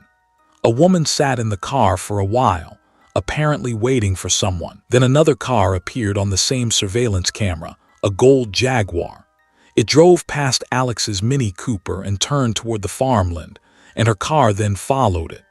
The person driving that Jaguar might have information about Alexandra Morgan's disappearance and her current whereabouts. The police had to figure out who owned the car and where it was going that morning. They discovered a farm called Little Bridge in Hastings, near the scrapyard. For some reason, Alex had therefore not driven north toward York but rather to that farm. In the evening of November 23, 5 days after Morgan had been reported missing, investigators went there. It took several days to review all the footage and determine approximately where the woman might have gone. Of course, she could have left the farm at any point in that time, but the police at least had a lead. The officers arrived at Little Bridge in the evening, inspected the premises, looked in barns and sheds, and called Alex's name, but there was no trace of her. There was also no sign of Alex's Mini Cooper or of the owners of the property. After their initial search, the police were about to leave when a van suddenly arrived. A man got out of the driver's cab and introduced himself as Mark Brown. He looked to be in his early 40s and had leased Little Bridge Farm. He lived with his wife and child in another part of Hastings and came to the farm to work. Mark Brown was a mechanic who repaired old cars and then sold them at a reasonable price. He had a small workshop on the farm and sometimes got parts from the nearby scrapyard. The police decided to check Brown's identity. He had no criminal record and had never been in trouble with the law. He appeared to be a model family man. However, after talking with him, the officers realized the situation was not that simple. Brown turned out to be the owner of the gold Jaguar caught on surveillance the day Alexandra Morgan disappeared. When investigators began asking him about the missing woman, he did not deny having met Alex on the morning of November 14. He confirmed that they had both driven to Little Bridge Farm. Brown was willing to answer all of the police's questions. He admitted he had met Morgan through a website called Adult Jobs, where escorts offer their services and can be contacted by potential clients. It turned out Alex had secretly been working in the sex industry. Her family and friends had no idea what she was really doing to earn money. Mark Brown had contacted Alex for the first time in June 2021, about 5 or 6 months before she disappeared, and they had stayed in touch ever since. On November 14, the woman arrived at Little Bridge Farm as planned to spend a few hours with Mark, after which, according to him, she got into her car and drove away. Brown claimed that this was the last time he saw Alex, that she was alive and well, and that he had no idea what could have happened to her after she left the farm. At first glance, Brown's story seemed plausible, but the police soon found clues indicating inconsistencies.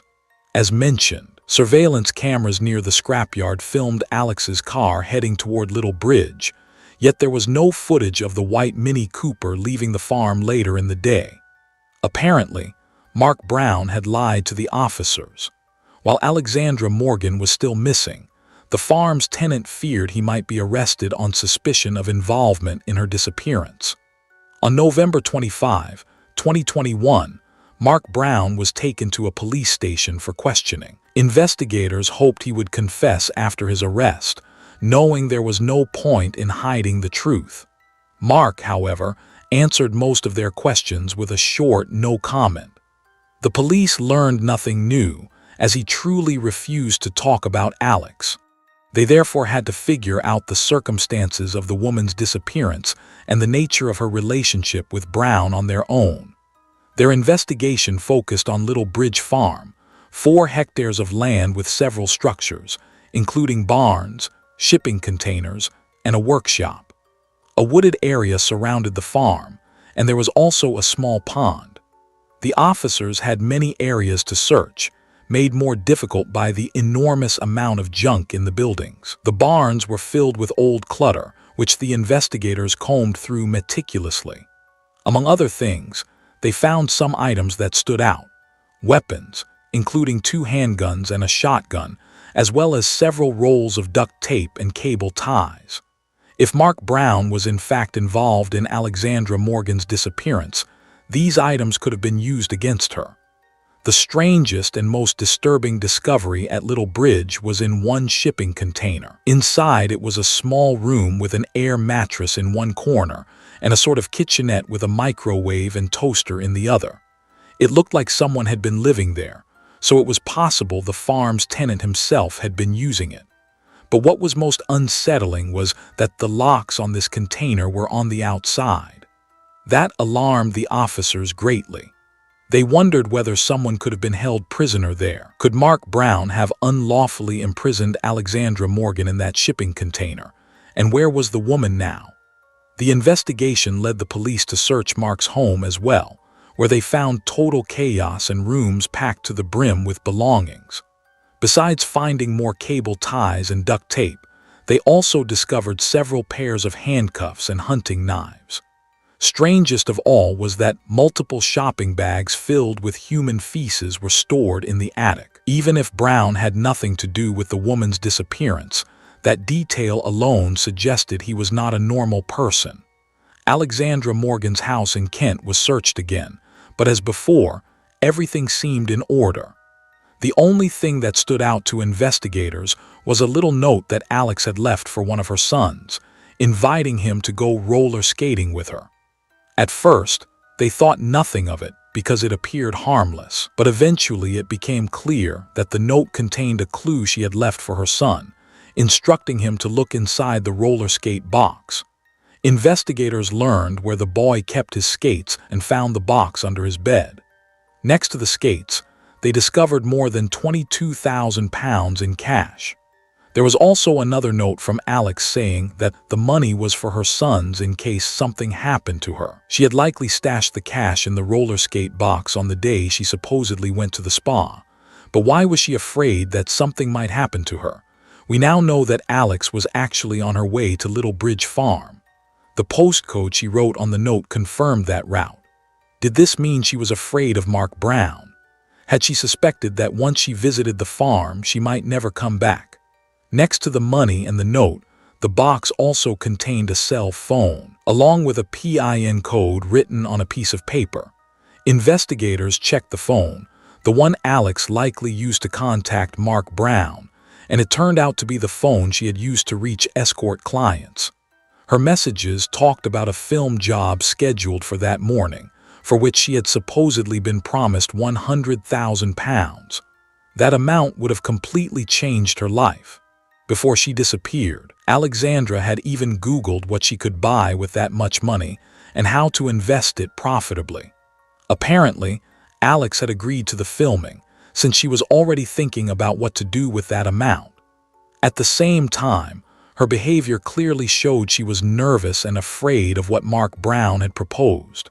It was no coincidence that she took precautions and left clues in the roller skate box. Her worst fears came true. Investigators concluded that she was dead after being on Little Bridge Farm, because according to Brown, she never left the farm on November 14. However, on the evening of November 17, the farm's owner was filmed by a surveillance camera near a landfill, showing him in his white work van, followed by Alex's car, the white Mini Cooper. The question was who was driving her car at that point, since the police assumed that by then she had already been killed. Based on phone records, investigators determined that Mark's companion, who was driving that night, was a man named Darren Ripley. Data from cell towers showed that both men's phones were in the same place at the same time, and that they were moving in the same direction at the same speed, as if following each other in cars.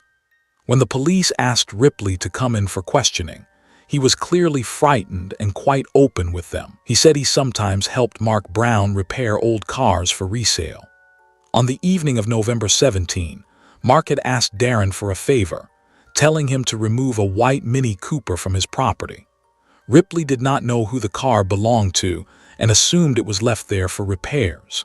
He agreed, took the wheel, and followed Mark, which is how Alexandra Morgan's Mini Cooper ended up on Holmhurst Lane in Hastings, barely 6.5 kilometers from the farm. Brown told Darren to park the car on the roadside, and both men then drove away in Mark's van. As soon as the investigators got this information, they headed to Holmhurst Lane and found the missing woman's white Mini Cooper there. Alex herself was nowhere to be seen. The officers feared they might find her body in the trunk, but it was empty. The car was taken to a police lot, where experts found no signs of its owner and no direct proof of a killing. All they had was video footage of Mark Brown disposing of Alexandra Morgan's Mini Cooper, but it did not prove he had murdered her. The police still did not know how he might have killed Alex or where he had hidden her body, so they kept searching. They combed the farmland, the barns, and every structure, even draining a small pond on the farm. Meanwhile, other investigators checked all of Mark Brown's workplaces because he worked in multiple locations. Over time, they learned that, in addition to repairing and selling old cars, he was also working at a construction site. This detail drew the investigators' attention. Around the time Alex disappeared, Mark was working at a building site near Sevenoaks in Kent, where a house was under construction and there was a lot of waste lying around. The police wondered if he might have tried to discard evidence there. Indeed, the property owners told them that Brown had asked if he could throw an old dishwasher into their trash container. They had agreed, but there was no dishwasher in that container. Instead, the police found a burned oil drum. Experts took the drum out and discovered it contained the charred remains of items someone had clearly tried to destroy, including a woman's bag with personal items like deodorant and makeup setting spray, a small hairdryer, and some hairpins, plus fragments of women's jewelry scattered around. All these items were sent to the crime lab, where DNA analysis showed they had belonged to the missing Alexandra Morgan. Worst of all, among the half-burned things in the drum were tiny bits resembling human bone fragments. Unfortunately, these were so small that experts could not extract DNA to confirm whose remains they were. But because they were found in an oil drum together with Alex's belongings, the police were certain they must be hers. That certainty grew when they also discovered tooth fragments among the pieces of bone. The forensic odontologist confirmed that these teeth belonged to Alex. The police now had a fairly clear picture of what had happened after her death. Mark Brown had evidently burned her body in that oil drum and then tried to hide the remains in someone else's trash container.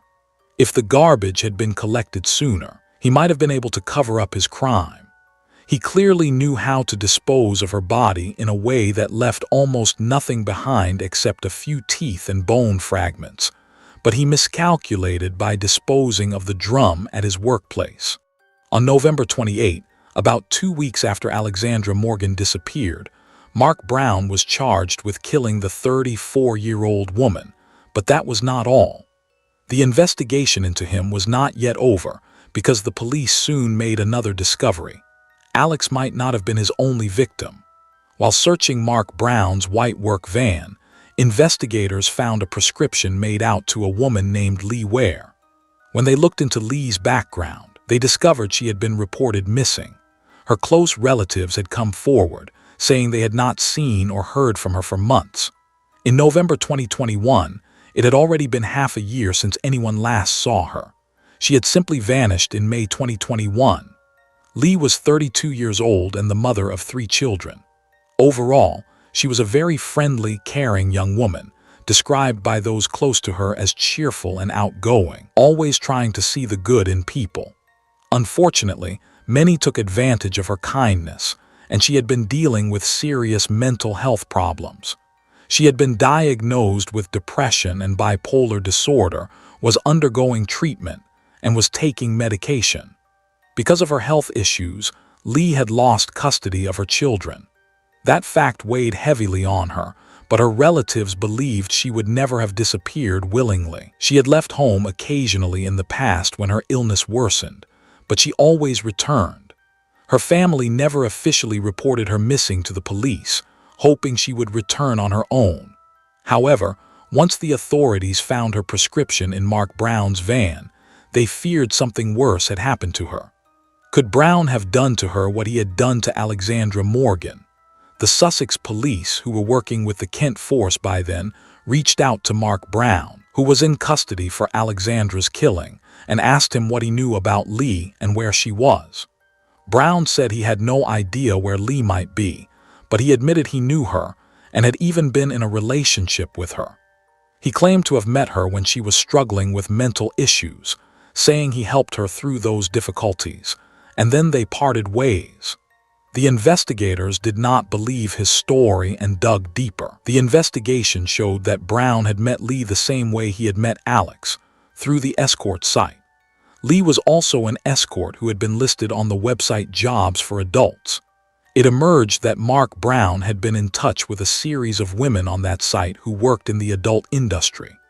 Investigators spoke to women who had been in contact with him and asked them about their impressions of him as a client. One woman recounted how one day during intercourse, Mark Brown wrapped his arms around her neck and squeezed so hard she thought she was going to die. She tapped his arm, but he would not stop or loosen his grip.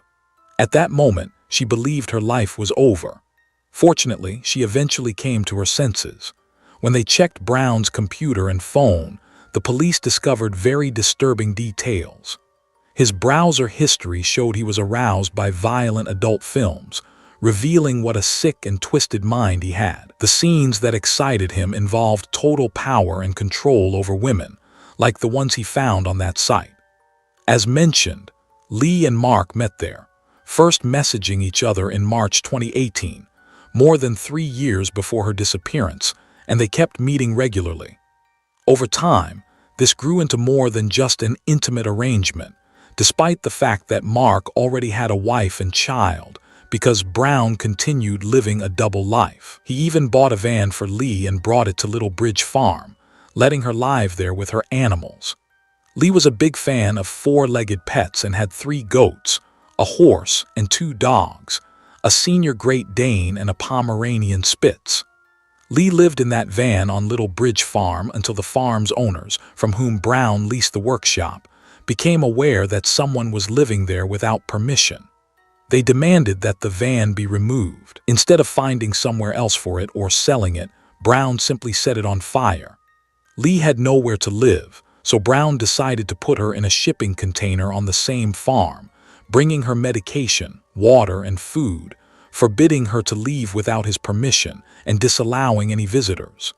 He essentially isolated her from everyone, turning her into a captive in a cell. Whenever he was in a bad mood or had a problem, Brown took it out on Lee. The police had already inspected that small living area on the farm with the air mattress and the improvised kitchen, and had been puzzled to find the locks on the outside of the container rather than inside. Now, they understood that Brown had deliberately attached the locks to the outside of Lee's quarters. This told them even more about his relationship with her. He treated Lee like an animal to be caged. Convinced that Mark Brown had also done something to Lee, the investigators searched Little Bridge Farm again for clues about the second missing woman. This time, search teams combing the nearby woods found what appeared to be bones, but on examination, they were revealed to be animal remains. Forensic experts determined they belonged to a dog. The police suspected it might have been Lee's Pomeranian. Nearby, they discovered a small pink dog collar with a massive chain attached to it, weighing about 12 kilograms. Apparently, Brown had disposed of the little dog by attaching a weight that made it impossible for it to move, leaving it in the woods to die. Investigators still had no idea where Lee might be. They did not know whether Brown had done to her what he did to the dog, leaving her somewhere in the woods to be torn apart by wild animals. They decided to ask Mark directly, but as before, when it came to Alexandra Morgan, he answered all their questions with no comment and refused to speak further. With no direct information from Brown, they kept searching for clues and drawing their own conclusions. The police checked Lee's phone records to find an approximate time of death, since they had no doubt she was no longer alive. Lee disappeared in May 2021, and it turned out that her phone was last online on May 8. On the evening of May 7, both Lee's and Mark's phones were traced to the same place, Little Bridge Farm, at the same time. Suddenly, both phones went offline, which the police took to mean they had gone inside the shipping container and closed the door, causing them to lose signal. That night was presumably the night Lee's life ended tragically. They believe Mark opened the container door at some point, letting his phone reconnect. But Lee's phone never appeared online again because it remained inside after she died. This suggests that she never left that makeshift cage. As soon as the door closed, her phone was disconnected and was never seen again. Lee was not heard from after that. The police list May 7, 2021, as her official date of death. After Lee's disappearance, Mark continued living his normal life. It turned out that he used Lee's debit card to withdraw all the money from her bank account and continued getting her prescription medications for anxiety and depression, so it would look like she was still alive. Precisely what he did to Lee and how he disposed of her remains was still unknown, at least until investigators spoke with someone else in Mark's life. After Lee vanished, Brown started chatting on social media with a former classmate named Beth. They had attended high school together and been good friends, but lost touch after graduation. Investigators discovered from Mark's phone records that he reconnected with Beth in June 2021, and they began chatting online. The two old friends reminisced about their school days, updated each other on their successes, and talked about life, trying to revive their friendship. In their messages, Beth mentioned that she was going through a difficult time, having recently divorced her husband and now struggling alone with her children. Mark offered his support, promised always to be there for her, and even invited her to spend a weekend with her children on the leased farm. Over time, their relationship shifted from friendship to something more. The police asked Beth if she knew anything about Mark's previous girlfriend, and strangely, Beth immediately said Lee was dead, even though Lee was still officially only missing, and word of her presumed death had not been made public. Beth explained that she had learned about Lee's death from Mark and showed them one of his messages. One of these messages was very important to the investigators. It was sent in June 2021, 1 month after Lee disappeared, and stated that Lee's remains had been dealt with in the same way as Alexandra Morgan's, burned in an oil drum. Beth had never really understood the message. It mentioned that an old oil drum and 5 liters of diesel had spared Mark all his problems.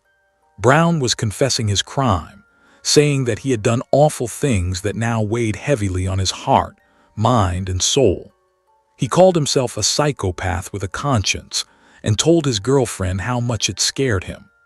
Beth had not spoken to Mark for a while, and had no idea he was essentially telling her how he had destroyed evidence and disposed of a body. She misunderstood his words, thinking he was upset about a breakup and was burning his ex's belongings.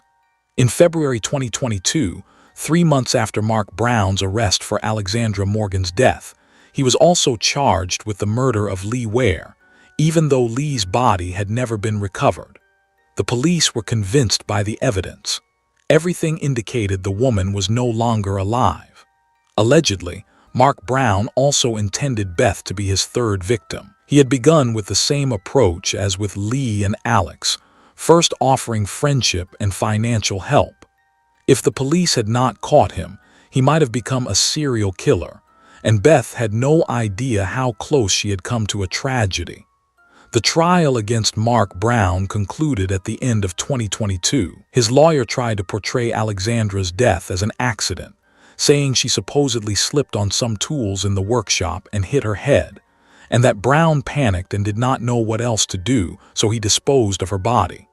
As for Lee, the lawyer maintained that she was still alive and had gone traveling with friends. Luckily, the jury did not believe him because he could not support his claims. Brown was ultimately found guilty in both cases, and it was proven that the tragic deaths of Alexandra Morgan and Lee Ware were his responsibility. He received 2 9-year sentences, to be served concurrently. The judgment reflected the barbarity of his actions and ensured that he would never again endanger another woman's life. Before passing sentence, the judge urged Mark Brown to reveal what he had done with Lee's body, so her family could bury her remains. He promised to take this into account in sentencing. Mark refused to say where Ware's remains were, and so her body has never been found. He did not appear in court for the verdict, refusing to hear the victims' families hold him to account for the killings, preferring to remain in his cell. He was too much of a coward to face the people whose lives he had destroyed. This man exploited the women's vulnerability, their mental health issues, their financial troubles, and their loneliness. He skillfully manipulated their deepest insecurities to gain their trust and used it for his own gain. Yet he did not reckon with one thing: The young single mother Alexandra Morgan anticipated such an outcome and left clues that helped solve his crimes. She not only helped clarify the circumstances of her own death, but may also have aided the investigation into the death of Lee Ware. Thank you for watching and take care.